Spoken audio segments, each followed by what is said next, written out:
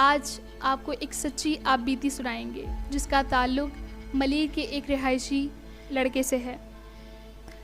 مگر اس سے پہلے اگر آپ نے اب تک چینل کو سبسکرائب نہیں کیا تو جلدی سے سبسکرائب کر لیں اور بیل نوٹیفیکیشن کو پریس کر لیں تاکہ آنے والی ویڈیوز کی نوٹیفیکیشن آپ کو وقت پر موصول ہو جائے۔ تو چلیں چلتے ہیں کہانی کی جانب۔ یہ واقعہ میرے ساتھ 2010 میں پیش آیا تھا۔ اس ٹائم میں بہت زیادہ نائٹ میچز کھیلا کرتا تھا، تو ایک رات میں ملیر میں نائٹ میچ کھیلنے گیا۔ میچ ختم ہوتے 3:30 بج چکے تھے۔ میں نے سوچا کیوں نہ شارٹ کٹ لیا جائے۔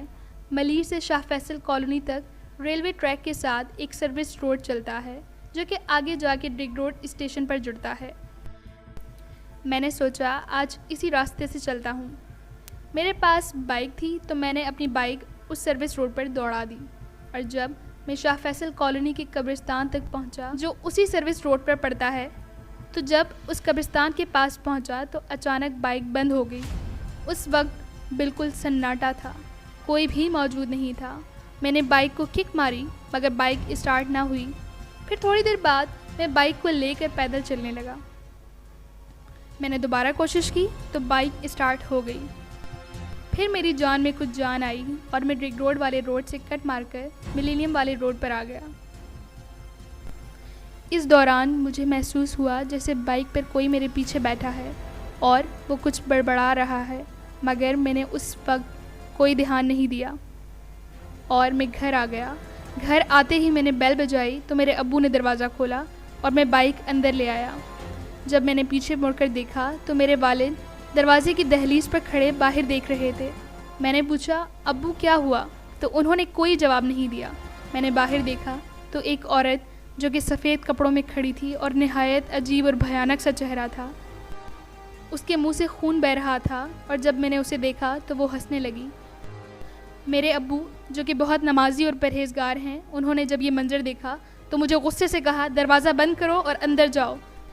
جیسے ہی میں اندر آیا تو میں پسینے میں شرابور تھا اور پھر اندر آتے ہی میں بے ہوش ہو گیا۔ میرے والد نے مجھ پر قرآنی آیات دم کی، تب جا کر مجھے ہوش آیا۔ اس دوران ابو مسلسل مجھ پر دم کرتے رہے اور پھر میں کچھ بہتر ہوا۔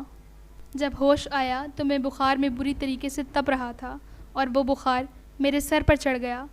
مجھے ہر چیز میں وہ عورت دکھنے لگی۔ رات تو دور کی بات ہے، میں دن میں بھی امی کے ساتھ چپکا رہتا اور کمرے سے باہر نہیں جاتا تھا، مگر اب میں بالکل ٹھیک ہوں۔ مگر آج بھی مجھے اس عورت کا چہرہ اچھی طرح یاد ہے۔ اس کے بعد پھر میں کبھی اس راستے سے نہیں گزرا۔ وہ عورت کون تھی؟ میرے پیچھے کیوں آئی اور اسے اس سب سے کیا غرض تھی؟ کیا اسی نے میری بائک بند کی تھی؟ یہ سوال آج بھی میرے ذہن میں گھومتے ہیں جن کے جواب آج تک مجھے نہیں ملے۔ اگر آپ اس طرح کی مزید کہانیاں سننا چاہتے ہیں تو کامنٹ سیکشن میں اپنی رائے کا اظہار ضرور کریں۔ شکریہ۔